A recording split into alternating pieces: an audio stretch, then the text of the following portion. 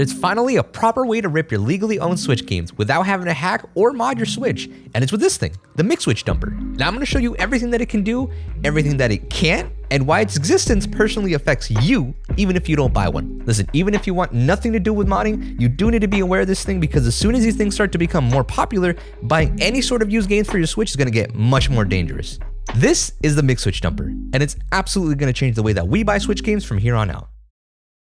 Okay, first things first, before we start this video, a few disclaimers. Number one, I'm not going to be talking about anything piracy related or anything illegal in this video. I am and always have been a strong advocate of buying your games when you can. All the games that you see in this video, I bought and paid for with my own money. Number two, backing up copies of your own physical games is legal in the United States as long as you don't distribute them or try to sell them. But check your country's laws anyways if you're not in the United States, and because believe it or not, backing up your own physical games isn't a protected right in every country. Now we're gonna get into some really deep topics here about morality and ownership in this video, but I don't want to change your opinion on the situation just yet. I want to let you come up with your own conclusions. So I'm just gonna demonstrate how this thing works, and then you come up with your own conclusion on how this thing could be used, okay?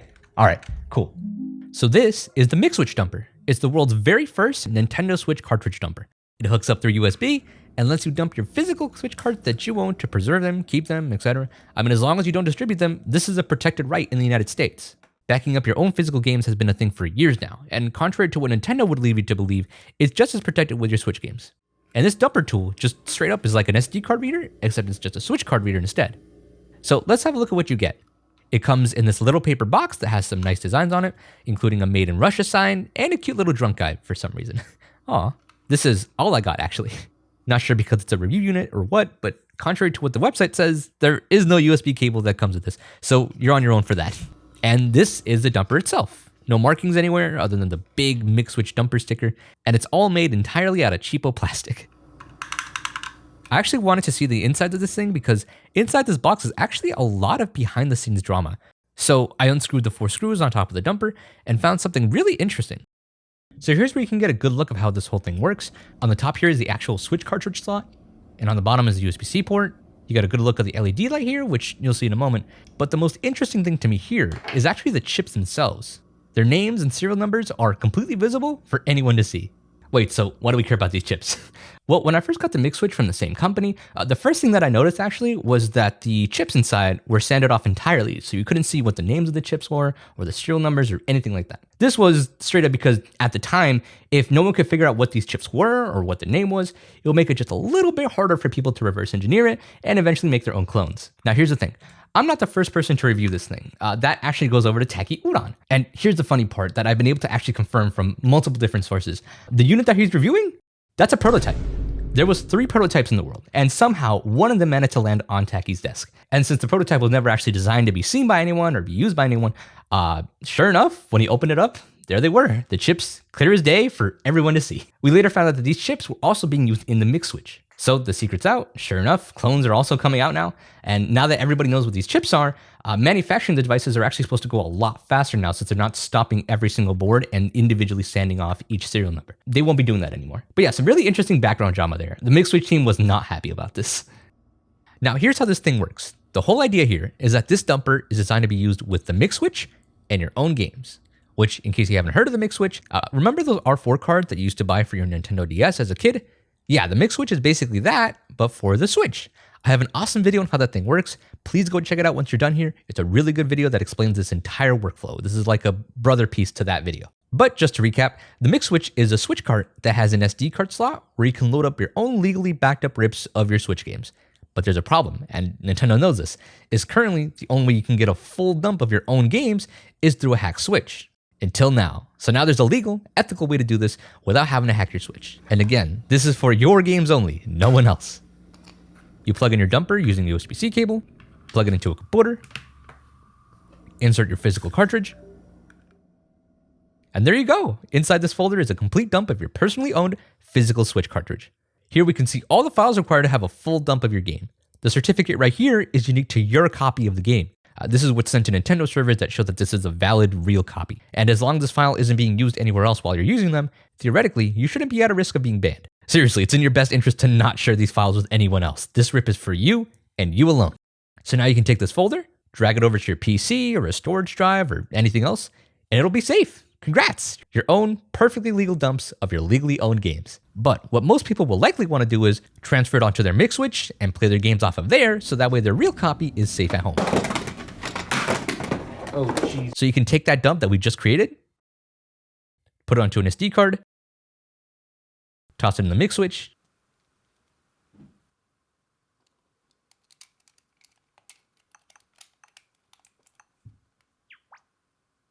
and there you go, running exactly as intended. So that's basically how this whole setup works, but I asked my Discord different things they wanted me to try on here since I wanted to get really in depth with this thing. Okay, so let's talk emulation. Wait, what is this? So if I mention anything, both my kneecaps and my dog, hey guys, why don't we talk about something else? Okay, so I tried out a bunch of other things with the dumper now that I have it, and here's just a few things that I found really, really interesting. So because this thing is literally just being recognized as a storage device, like a flash drive or an SD card, the first thing I wanted to try out was plugging it into phones. And when I plug it into my iPhone, it works exactly the same. And not just iPhones either. It also runs on Android, no problem. Gee, I wonder what that could be useful for. So what I'm thinking is, in theory, you could totally carry on like a really light setup here with like an iPad or something and a USB-C hub, grab your dumper, and just portably dump your friends' games for them or something else. I think that'd be really neat. Oh yeah, imported games work too. I have a really nice Japanese import copy of Undertale here, and it's able to read it and dump it, no problem. Are there a lot of Undertale fans in Japan? That's kind of cool. And funny enough, on devices like, say, a Steam Deck, it could straight up be used as a card reader. So you can use the really famous emulator, Yeezy, yeah. And you can run Yeezy straight off the cartridge. And it works flawlessly. If you ever wanted to emulate your Switch games, this is as above board as you can get, since they're literally just reading the cards. Okay, next. A few people on my Discord brought up a very interesting point. What about those collection cartridges? The ones that have like multiple games in ones, like the Five Nights at Freddy's collection. How do those show up? Well, surprisingly, the file structure is exactly the same. You only get one XCI file, even though this copy has 5 games on it. But yeah, when you dump it, it'll still show all of the games at the same time. I wonder if there's any way to mess with that. So what happens if you place the Mig Switch in the dumper? Can you read it like normal, drag files out of there? Kinda. It definitely can read the Mig Switch, but because of how the Mig Switch works, you don't get a full list of all the games on your SD card. No, each time you insert it and eject it, you literally get one random game folder, just like how it works on the Switch. And while you can drag and drop files to it, they need to be really small since the card reader is listed as a drive that's already like 90% full.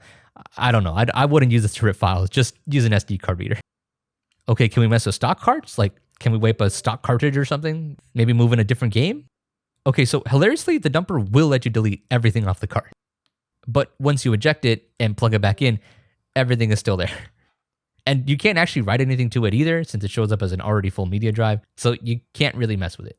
Okay, so after playing with this thing for a few days, I think I've come to 2 really big main points. One is really good news, and one is really bad news. So the good news is I really think this is a great way of being able to back up your own physical copies of your games. When the Nintendo Switch Online services shut down, and it's not a matter of if anymore, it's a matter of when. Nintendo's already shown at this point that they're willing to shut down old services to save money. Physical cards are going to be the only way you can experience some of these games, and you should be able to back these up properly. And in a perfect world, that's all this thing is. It's a wonderful tool allowing you to back up your own games and nothing else. But this is reality, unfortunately, and I'm sure some of you guys already put 2 and 2 together to figure out what this could also be potentially used for. Now, the problem is that there's bad people out there, and bad people are going to do bad things. In the past, this wasn't really a problem because the way that ROM files used to work is that it would be a disk or a cartridge, and you would dump that cartridge, you dump that disk, and it would be the exact same file across all the discs. All of them would just be one similar file, identical file, and you wouldn't have to worry about it. But because Nintendo now does a verification check on all of these cartridges, and each one of these has a certificate that need to check, and the certificate needs to line up with matches on the servers and all that stuff, Nintendo servers, it's a lot more complicated now. Especially because only one certificate at a time can be used to connect to Nintendo servers. So I bet you're asking at this point, what happens if 2 people connect to Nintendo servers at the same time with the same server? You get banned. You get banned, like 100%. You get. It already happened to a friend of mine, actually, just recently. His Switch was 100% stock. It was 100% brand new. It wasn't modded in any way. He borrowed a few games with the friends back and forth. Him and his friend happened to be online at the same time and connected with the same game, and he got banned. This isn't a potential of like maybe it might happen. This isn't theoretical. This has already happened. This is going to happen. So used copies are kind of off the table now. You know, honestly, kind of disappointing, you guys. In the last video that I made about the Mig Switch itself, I walked through a whole theoretical situation about how a kid could easily go into a GameStop, buy a used copy of a Nintendo Switch game, go home, plug it into a Switch, and get instantly banned because GameStop didn't know that the game was already being dumped by somebody using a dumper. And all the comments were like, but Jeff, that's not gonna happen. Realistically, people aren't gonna go through all that effort just to steal games and stuff like that. It's not really something that people are actually gonna do. But here's the thing. I found my video being posted on other forums and other websites that weren't YouTube. And I found multiple people under those comments saying things like, oh, that's actually exactly what I was planning on doing with this thing. Basically going to places like Amazon or GameStop or places that have a lot more lenient return policies, buying the games, dumping them, and then returning them and keeping their cash. I have found and joined private groups whose whole goal is literally just to rent as much as possible from things like GameFly, Redbox, public libraries, dump as many games as they can, return them, and then just keep doing the cycle over and over and over again. I mean, public libraries, that just seems a little bit cruel. I know kids that use that service. Or something else that I saw a lot of people talking about was, getting their large collection of already owned games that they've had for years now, dumping all of them into an SD card or a flash drive or something, taking all their games and then selling all their collection at GameStop for just some quick, easy cash. I mean, there are people that are exploiting this system in ways that I didn't even think about. I'm telling you right now, innocent people are going to be hit by this. You guys said realistically this wouldn't happen. I'm telling you, there are already many groups preparing for this to happen. So just be careful, please. But back to the legit side, I'm just happy that there finally is a way for me to actually properly protect my own personal collection of games and not have to worry about something happening to them. Now, again, this option is only for people who don't already have a modded Switch. If you already have a modded Switch, you actually don't need this. Modded Switch can dump your games no problem, and you won't need to buy something like this. But for those who don't, $60, one of these, you're good to go. I mean, I feel like it's honestly kind of worth it. Okay, so now you know everything about the Mig Switch Dumper. Now click over here to go check out the video about the Mig Switch. It's really important that you watch this video. I promise you, you do not want to be left out on this. Also, don't forget, join our Discord. We need a lot more smart people there. Okay, that's it. Thanks for watching.